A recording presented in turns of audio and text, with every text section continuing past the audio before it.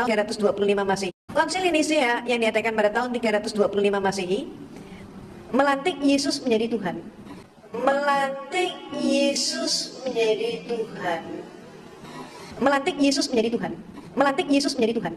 Jadi Konstantin melantik Yesus menjadi Tuhan.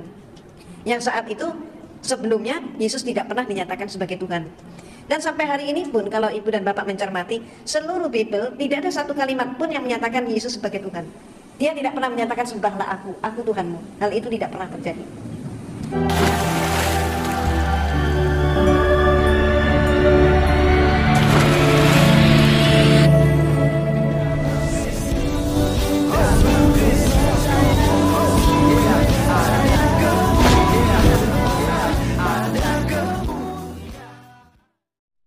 Bismillah abi wal ibni wal ril kudus ilahu wahid. Shalom alechem bisem Yeshua HaMashiach. Salam damai sejahtera di dalam nama Tuhan Yesus Kristus untuk kita semua. Pada kesempatan kali ini teman-teman sekalian kita akan menanggapi Nenek Irene Handono ya. Nenek Irene Handono yang katanya mu'alaf dari biarawati, yang mantan Katolik. Tetapi teman-teman sekalian ngomong-ngomong sebenarnya ini sudah terbongkar dan sudah sebenarnya beredar. Siapa sih Nenek Irene Handono ini? Apakah memang benar-benar dia sudah lolos sebagai biarawati? Atau dia dikeluarkan, dipecat bersama dengan ahamnya? Iya kan? Karena informasi dia tertangkap basah. Ya, akhirnya kan keluar dari gereja Katolik. Sekarang dia menjadi musuh kekristenan. Iya kan? Nah teman-teman sekalian, kita akan bahas pernyataannya bahwa yang melantik Yesus jadi Tuhan adalah Kaisar Konstantin, di mana itu dilaksanakan di kota Nikea pada tahun 325 Masehi. Dan ini sebenarnya tuduhan-tuduhan yang ngawur sekali ya. Kemudian dikatakan kalau Anda membaca seluruh Bible, Anda tidak pernah menemukan bahwa Yesus mengaku dirinya sebagai Tuhan ya. Nah teman-teman sekalian, sama juga sebaliknya. Anda akan melihat di dalam Alkitab, Yesus tidak pernah juga menyatakan bahwa aku bukan Tuhan, jangan sembahlah aku ya. Tetapi kalau pernyataan-pernyataan Yesus disembah, Yesus dipanggil sebagai Tuhan, itu banyak sekali dalam Alkitab. Nanti kita akan buktikan itu. Namun sebelumnya kita dengarkan dulu pernyataan daripada Nenek Irene Handono berikut ini. Tahun 325 Masehi. Konsil Nicea yang diadakan pada tahun 325 Masehi melantik Yesus menjadi Tuhan. Melantik Yesus menjadi Tuhan. Melantik Yesus menjadi Tuhan. Melantik Yesus menjadi Tuhan. Jadi Konstantin melantik Yesus menjadi Tuhan. Yang saat itu sebelumnya Yesus tidak pernah dinyatakan sebagai Tuhan. Dan sampai hari ini pun kalau ibu dan bapak mencermati seluruh Bible, tidak ada satu kalimat pun yang menyatakan Yesus sebagai Tuhan. Dia tidak pernah menyatakan sembahlah aku Tuhanmu. Hal itu tidak pernah terjadi. Kenapa? Karena fakta memang mengungkap, sejarah mengungkap Yesus dipertuhankan untuk pertama kalinya tahun 325 Masehi. Dan yang melantik adalah Kaisar Konstantin. Nah, Kaisar Konstantin melantik Yesus menjadi Tuhan, memimpin konsili. Saat itu agamanya Konstantin belum Katolik. Jadi saat itu gereja masih ada satu saja, yaitu gereja Katolik. Belum pecah. Nanti pada abad pertengahan baru pecah, Katolik pecah menjadi Katolik dan Protestan. Jadi saat itu gereja yang ada hanya Katolik. Konstantin belum Katolik, dia masih politisme paganisme. Ketika terjadi kemelut pada Imperium Romawi, di mana Imperium Romawi hampir mengalami kepunahan, maka mereka pun mencari penyebabnya, para pembesar mencari penyebabnya. Apa penyebabnya? Maka saat itu kekaisaran menengarai penyebabnya adalah berbagai macam sembahan-sembahan yang mereka punyai tidak mampu mempersatukan bangsa Romawi. Jadi artinya agama mereka yang ada dianggap tidak kondusif. Maka kemudian Kaisar Romawi menerima masukan karena dia pun sendiri telah melantik Yesus sebagai Tuhan. Dia menganggap keterangan-keterangan dari Paulus dan anak buah Paulus mengatakan ini ada sebuah agama yang mampu mempersatukan rakyat. Maka kemudian dari situlah Konstantin tertarik dengan Katolik untuk menyederhanakan Tuhan-Tuhan mereka yang berpuluh-puluh itu tadi. Oke, teman-teman sekalian, itulah yang kita sudah dengarkan bersama daripada ocehan Nenek Irene Handono. Dan teman-teman sekalian, itu sudah saya tidak tahu ya berapa juta umat Islam yang kemudian itu tertipu dan termakan pengajaran Irene Handono ini.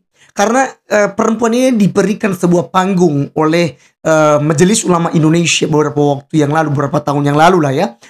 Di mana teman sekalian, ini kemudian itu virus ini ternyata merambat ya ke beberapa tokoh agama Islam. Contoh ini misalnya Babe Haikal. Babe Haikal juga itu menyatakan demikian, salah satunya di podcast Deddy Kobuser waktu itu. Di mana kita tahu, dia bilang, kita tahu bersamalah kapan kemudian Yesus diangkat jadi Tuhan. Itu tidak lain tidak bukan di tahun 325 Masehi di kota Nikea ya, yang dilantik oleh Konstantinus. Seperti yang dikatakan oleh Irene Handono tadi. Jadi teman sekalian, turun-temurun dan ini diulang-ulang oleh debater atau polemikus Islam ya, baik di TikTok maupun di YouTube sampai detik ini teman sekalian. Jadi penyesatan itu sangat luar biasa sehingga mereka tertutup pada kebenaran yang memerdekakan itu. Teman-teman sekalian, apakah benar bahwa Yesus Kristus itu dilantik di tahun 325 Masehi? Tentu saja tidak. Konsili Nikea kenapa diadakan oleh sekitar 300 lebih keuskupan yang ada di seluruh dunia pada waktu itu dan melaksanakan konsili di kota Nikea? Itu bukan melantik Yesus jadi Tuhan, tetapi yang terjadi adalah untuk melawan ajaran bidat, ajaran sesat, yaitu Arianisme. Bagaimana kemudian ajaran Arianisme ini mengatakan bahwa Yesus Kristus itu ya lebih rendah daripada Allah Bapa. Jadi Allah Bapa itu lebih tinggi, lalu Allah Anak itu lebih rendah, ya. Dan bahkan ya ada indikasi bahwa Yesus ini bukan Allah, tetapi dia adalah manusia yang dipilih oleh Tuhan untuk apa? Ya, untuk menyelamatkan. Ya. Dan kita tahu ajaran Arianisme saat ini berkembang sampai pada detik ini, yaitu saksi Yehova. Saksi Yehova dengan gencarnya mereka menyesatkan orang-orang Kristen, mau itu orang Islam dan lain sebagainya. Nah, ini ajaran yang dilawan di tahun 325 Masehi. Tetapi apakah di dalam Alkitab sudah ada Tritunggal? Karena sebenarnya ini untuk menyatakan itu, sehingga nanti kan Bapak Gereja yang bernama Tertullianus itu mencetuskan satu istilah, yaitu Tritunggal, ya, una substantiam pres personae, ya, discresi no separate, distinct no defins. Itu artinya bahwa Bapak Gereja Tertullianus itu memberikan perbedaan antara tiga pribadi dalam satu hakikat. Jadi Bapa, Putra, dan Roh Kudus ini pribadinya bisa dibedakan, tapi tidak bisa dipisahkan. Karena ketiga-tiganya memiliki hakikat yang sama, yaitu Allah pencipta langit dan bumi. Jadi kenapa ada rumusan Tritunggal? Untuk memperjelas bahwa ajaran Arius ini sesat dan tidak sesuai dengan apa yang diajarkan oleh Alkitab. Jadi di mana dasar daripada Bapak Tertullianus? Yaitu misalnya kita melihat di dalam Matius pasal 28 ayat 19. Dan baptislah mereka di dalam nama Bapa dan Anak dan Roh Kudus. Ya. Artinya bahwa Bapa dan Anak dan Roh Kudus itu ya memiliki perbedaan. Dan dasarnya lagi di mana? Yaitu dalam Matius pasal 3 ayat 16 dan 17. Di mana ketika Yesus dibaptis, ada Yesus masuk di dalam air, ada Roh Kudus seperti burung merpati, dan ada suara Allah Bapa yang berkata, "Inilah anakku yang kukasihi, kepadanya lah aku berkenan." Jadi teman-teman sekalian, komplit dan sangat jelas substansi daripada Tritunggal itu ada dalam Alkitab. Kedua, tentang pernyataan Irene Handono, ia berkata bahwa tidak ada di dalam Alkitab bahwa Yesus Kristus itu disebut sebagai Tuhan. Anda membaca katanya Anda tidak temukan. Nah teman-teman sekalian, saya harus menjawab itu dulu dengan sebuah pertanyaan yang sama dari Irene Handono. Ya, pertanyaannya apa? Sekarang Irene Handono ataupun teman-teman muslim, tunjukkan juga kepada kami di mana ayatnya Yesus katakan. Perhatikan kalimatnya. Aku bukan Tuhan, jangan sembah aku. Aku bukan Tuhan, jangan sembah aku. Ya kan? Tapi justru itu tidak akan Anda temukan. Tapi yang Anda temukan di mana para murid itu menyembah Yesus. Memanggil dia sebagai Tuhan. Contoh saja kita bisa melihat dalam Yohanes pasal 13 ya, ayat 13. Yohanes 13 ayat 13 berkata, kamu menyebut aku Tuhan dan Guru, katamu itu tepat karena aku memang Tuhan dan Guru. Kemudian kita melihat lagi bagaimana kemudian Thomas itu percaya, dia bilang ya Tuhan dan Allahku. Di dalam Yohanes pasal 20 ayat yang ke-28. Ya, ketika Thomas sudah menaruh jarinya ke lubang paku di tangan, di lambung Tuhan Yesus setelah kebangkitan. Lalu dia berkata, ya Tuhan, ya Tuhanku dan Allahku. Dalam Yohanes 20 ayat 28.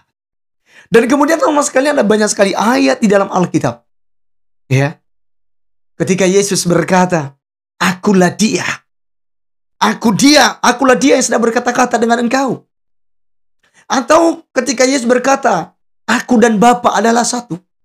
Atau setidak-tidaknya Anda bisa melihat bahwa Yesus Kristus adalah Tuhan dan Juru Selamat, pencipta langit dan bumi. Ketika dia berkata, hai anakku, dosamu sudah diampuni. Yang tidak berawal dan tidak berakhir hanya Allah dan Tuhan kita. Dan Yesus katakan dalam Wahyu pasal 1 ayat 8, aku adalah Alfa dan Omega, yang awal dan yang akhir. Jelas, Yesus Kristus mengaku sebagai Tuhan. Tapi ayat yang berkata, aku bukan Tuhan, jangan sembah aku, itu tidak ada. Harusnya Yesus konsisten dong. Ya kan? Harus menyatakan itu, bahwa aku bukan dia, aku bukan Allah Bapa, aku bukan Tuhan pencipta langit dan bumi. Tapi Yesus tidak pernah menyatakan itu, karena memang dia adalah Tuhan dan Juru Selamat. Teman-teman sekalian, Irene Handono adalah seorang penyesat.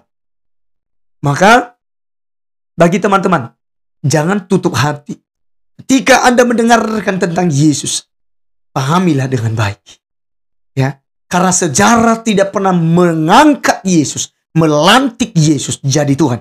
Konsili Nikea bukan melantik Yesus jadi Tuhan, tetapi untuk melawan ajaran bidat, ajaran Arius, ajaran Wanos, ajaran modalisme. Ini semua yang dilawan di Konsili Nikea.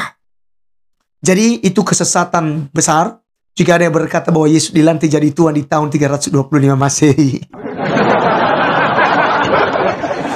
Baik teman-teman sekalian, sekian video kali ini. Sampai ketemu di video berikutnya. Tuhan Yesus memberkati kita semua. Shalom.